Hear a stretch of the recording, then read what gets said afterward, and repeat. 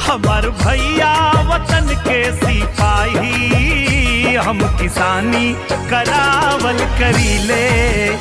बड़का भैया वतन के सिपाही, हम किसानी करावल करीले। हमारा भैया वतन के सिपाही, ओ फौज भैया वतन के सिपाही, हम किसानी करावल करीले। भैया बॉर्डर पे, हो भैया बॉर्डर पे पुनवा बहावे, हम पसीनवा बहावल करीले। हमरे भैया